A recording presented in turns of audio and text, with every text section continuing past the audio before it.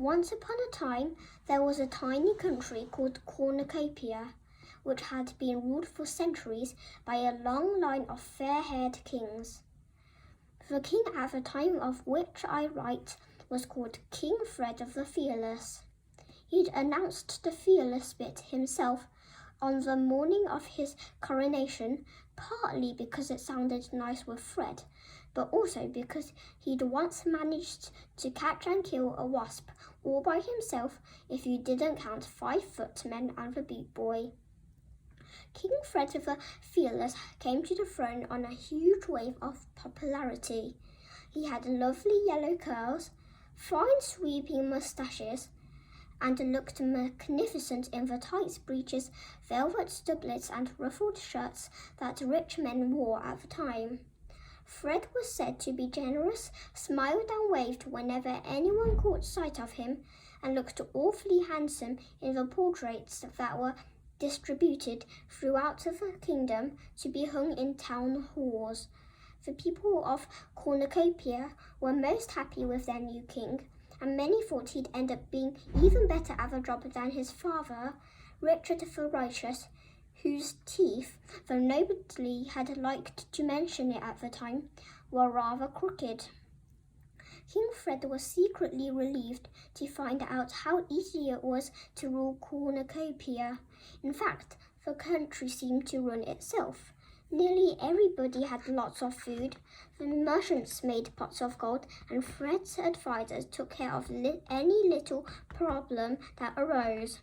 All that was left for Fred to do was beam at his subjects whenever he went out in his carriage and go hunting 5 times a week with his 2 best friends, Lord Spittleworth and Lord Flapoon.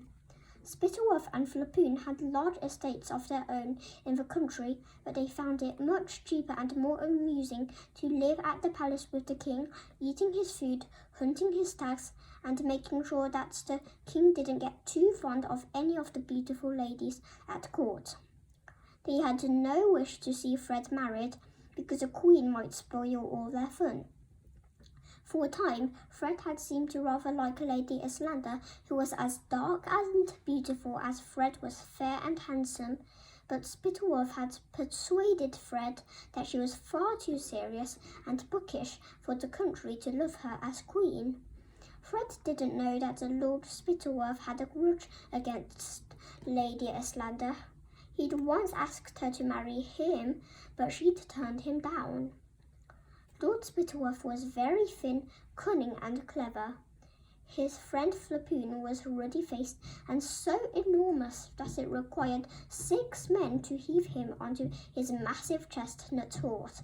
Though not as clever as Spittleworth, Flapoon was still far sharper than the king. Both lords were experts at flattery and pretending to be astonished by how good Fred was at everything from riding to tiddlywinks. If Spittleworth had a particular talent, it was persuading the king to do things that suited Spittleworth, and if Flapoon had a gift, it was for convincing the king that nobody on earth was as loyal to the king as his 2 best friends. Fred thought Spittleworth and Flapoon were jolly good chaps.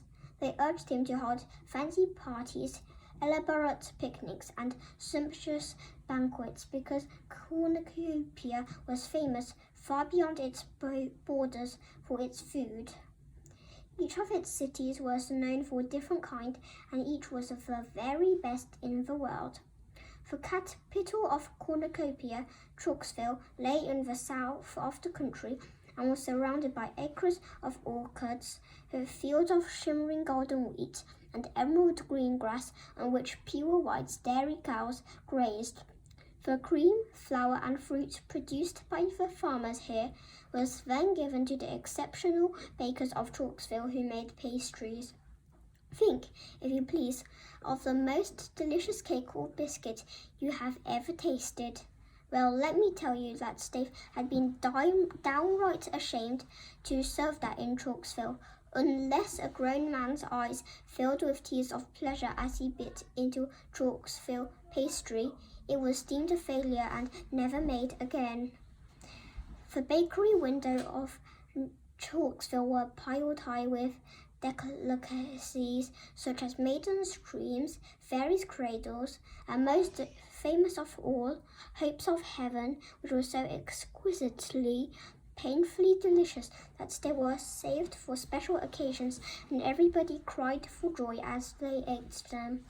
King Porphyrio of neighbouring Pluritania had already sent King Fred a letter offering him the choice of any of his daughters' hands in marriage in exchange for a lifetime supply of hopes of heaven, but Spittleworth had advised Fred to laugh in Pluritanian ambassador's face. His daughters are nowhere near pretty enough to exchange for hopes of heaven, sir, said Spittleworth. To the north of Chalksville lay more green fields and clear, sparkling rivers where jet black cows and happy pink pigs were raised. These in turn served the twin cities of Kurtzburg and Berenstown, which were separated from each other by an arching stone bridge over the main river of Cornucopia, the Thuma, where brightly coloured barges bore goods from one end of the kingdom to another. Kurtzburg was famous for its cheeses, huge white wheels, dense orange cannibals, big crumbly blue-veined barrels, and little baby green cheeses smoother than velvet. Berenstown was celebrated for its smoked and honey-roasted hams, its sides of bacon, its spicy sausages, its melting beefsteaks, and its venison pies. The savoury fumes rising from the chimneys of the red brick Berenstown stuffs mingled with the odorous tang wafting from the doorways of the Kurtzburg cheesemongers, and for 40 miles all around it was impossible not to salivate, bringing in the delicious air. A few hours north of Kurtzburg and Berenstown, you came upon acres of vineyards bearing grapes as large as eggs, each of them ripe and sweet and juicy. Journey onward for the rest of the day and you reach the granite city of Jeroboam, famous for its wines. They said of the Jeroboam air that you could get tipsy simply walking its streets. The best of vintages changed hands for thousands upon thousands of gold coins, and the Jeroboam wine merchants were some of the richest men in the kingdom. But a little north of Jeroboam, a strange thing happened. It was as though the magically rich land of Cornucopia had exhausted itself by producing the best grass, the best fruit, and the best wheat in the world. Right at the northern tip came the place known as the marshlands, and the only thing that grew there was some tasteless, rubbery mushrooms and thin dry grass, only good enough to feed a few mangy sheep.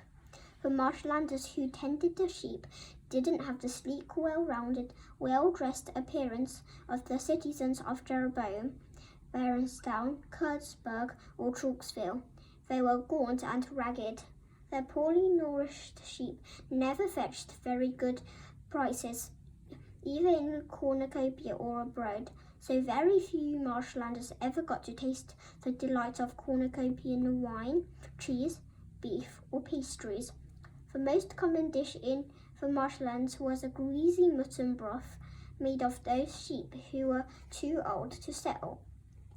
The rest of Cornucopia found the marshlanders an odd bunch, surly, dirty, and ill-tempered. They had rough voices, which the other Cornucopians imitated, making them sound like hoarse old sheep. Joke was made about their manners and their simplicity. As far as the rest of Cornucopia was concerned, the only memorable thing that had ever come out of the marshlands was the legend of the Ickabog.